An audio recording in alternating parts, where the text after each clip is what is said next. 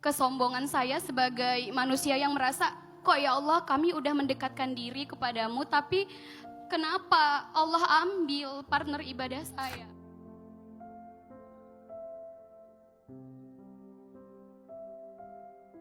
Sekitar bulan Juni, tanggal 22 Juni tepatnya, saya kehilangan almarhum suami saya yang memang kami baru menikah selama 6 bulan.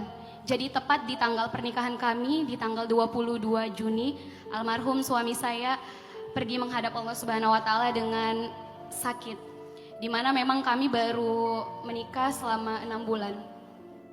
Jadi sebenarnya sampai saat ini saya masih memahami apa makna atau apa pelajaran yang bisa saya ambil dari takdir yang saya alami. Sebelumnya hampir 1 bulan saya terbaring, Ustadz. Tidak terima dengan apa yang saya alami. Kenapa saya, ya Allah? Karena memang kami menjemput pernikahan kami insya Allah dengan cara yang baik. Dan bahkan menurut saya apa yang kami alami selama di pernikahan mendekatkan kami lebih kepada Allah.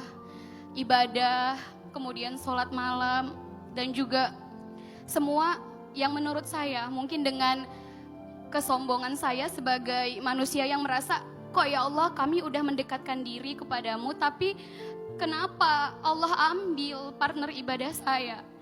Bahkan sampai sekarang saya masih memahami apa maknanya ini semua. Maka tadi Ustadz bilang nggak mudah, mungkin 5 tahun, 10 tahun.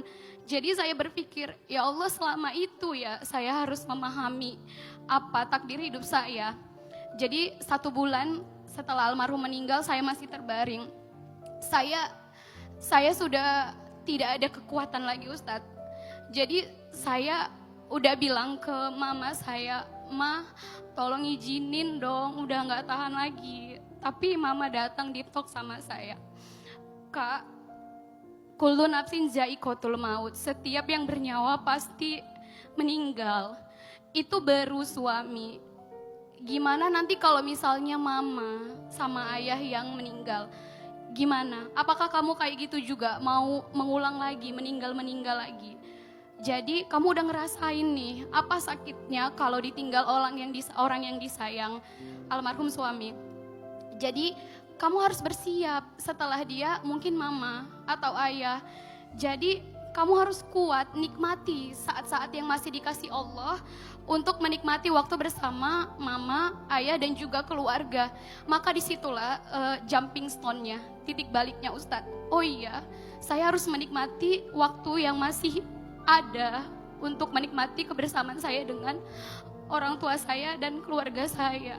Jadi Ustadz, sampai sekarang saya masih mencari bagaimana cara saya untuk melanjutkan kehidupan saya. Setiap hari saya bangun afirmasi positif. Tapi mungkin memang pada saat saya menikah, saya diminta almarhum suami untuk tetap berbakti dan tidak bekerja. Kebetulan memang saya sebelumnya bekerja. Tapi memang salah satu cita-cita saya adalah mau masuk surga lewat jalur mengabdi pada suami, Ustadz. Tapi Allah ambil jalur saya mau masuk situ gitu. Tapi memang gak lama dari situ Allah kasih rezeki lain untuk saya bisa bekerja kembali. Jadi Allah memang maha baik. 1 bulan setelahnya mungkin Allah gak mau lihat saya sedih terus. Jadi Allah kasih pekerjaan untuk saya. Jadi sampai sekarang saya memang masih menyibukkan diri untuk bekerja. Kebetulan saya seorang guru. Masya Allah tiap hari saya bertemu dengan anak-anak yang soleh dan soleha yang bisa memang menjadi penguat hati saya, Ustadz. Jadi mohon arahannya Ustadz, kira-kira memang bagaimana saya memaknai takdir hidup saya ini dan apa yang harus coba saya lakukan setiap hari. Saya sudah melakukan afirmasi positif setiap hari. Saya tulis hal-hal yang membuat saya bersyukur dan menjalani meaningful life ini, Ustadz. Allah Subhanahu wa Ta'ala juga pernah menghibur Nabi Muhammad SAW ketika beliau kehilangan orang yang paling berharga dalam hidup beliau, yaitu Sayyidah Khadijah. Sayyidah Khadijah ini meninggal justru ketika dakwah lagi susah-susahnya, lagi berat-beratnya. Dan sebelum Khadijah meninggal, sebulan sebelumnya Abu Thalib yang meninggal. Jadi 2 orang yang mensupport dakwah Nabi meninggal dalam waktu berdekatan. Pertama Abu Thalib, Kemudian sebulan setelahnya Sayyidah Khadijah. Sampai tahun itu dinamakan dengan tahun duka cita, karena Nabi mengalami long grieving kan, kesedihan yang panjang gara-gara kehilangan dua orang berharga, terutama Sayyidah Khadijah. Dan Nabi nggak pernah bisa move on dari Khadijah sampai nanti udah menikah dengan Aisyah. Nabi kemudian Fathu Makkah, Nabi masih nginepnya di kuburan Khadijah, nggak nginep di rumah siapapun. Ketika habis Fathu Makkah, Nabi menginap di kuburan Khadijah karena kangen sama Khadijah, nangis ketika di kuburan Khadijah, mendoakan Khadijah, ngobrol dengan Khadijah. Itu cinta Nabi kepada Khadijah. Sehingga ketika Nabi kehilangan Sayyidah Khadijah yang sebelumnya juga Abu Thalib, Allah menghibur Nabi dengan mengajak Nabi belajar kepada nabi-nabi yang lain. Karena Allah berfirman di dalam surat Hud ayat 120, surat 11 ayat 120, wa kullan naqussu 'alaika min amba'ir rusuli ma nuthabbitu bihi fuadak wa ja'aka fi hadhil haqq wa maw'izatun wa dhikra lil mu'minin.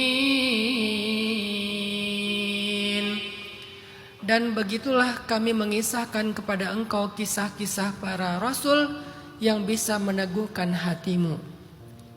Ternyata salah satu cara meneguhkan hati itu adalah membaca kisah. Terutama kisah-kisah orang solih, para nabi, para rasul, para sahabat, para siddiqun. Pokoknya kisah-kisah inspirasi dari orang-orang solih itu meneguhkan hati banget membaca kisah mereka. Maka cara meneguhkan hati Nabi Muhammad waktu itu adalah mengajak Nabi Muhammad ketemu langsung dengan nabi-nabi itu agar mendengar cerita dari mereka. Dengan cara apa ketemu mereka? Dengan melakukan perjalanan Isra dan Mi'raj. Ujung dari perjalanan Isra itu ketemu dengan para nabi di Masjidil Aqsa. Kemudian naik ke Mi'raj, satu langit demi satu langit. Di setiap langit itu Nabi Muhammad ketemu dengan nabi-nabi yang lain. Ketemu Nabi Musa, ketemu Nabi Yusuf, ketemu Nabi Yahya, ketemu Nabi Idris, ketemu Nabi Ibrahim, ketemu Nabi Adam. Setiap langit ketemu dengan para nabi. Dan ketika ketemu dengan mereka, mereka mengisahkan kisahnya. Nabi Musa cerita, dulu aku diuji dakwahnya tuh menghadapi Fir'aun. Tapi orang yang aku bela justru orang yang sering banget berkhianat. Orang-orang Bani Israel, di dalam mereka itu ada Samiri. Aku kehilangan begini, aku dapat ini, aku kehilangan ini, aku dapat ini, cerita. Ketemu dengan Nabi Isa cerita. Ketemu dengan Nabi Zakaria, Nabi Yahya, yang Nabi Yahya dipenggal kepalanya, Nabi Zakaria dibelah dengan gergaji, cerita. Nabi Ibrahim dibakar, cerita. Nabi Ibrahim harus meninggalkan putranya di tengah padang pasir, cerita. Jadi cerita-cerita para nabi yang ditemui Rasulullah SAW di setiap lapisan langit membuat hati Nabi menjadi lebih teguh. Maka Kak Ami, inilah inspirasi buat kita.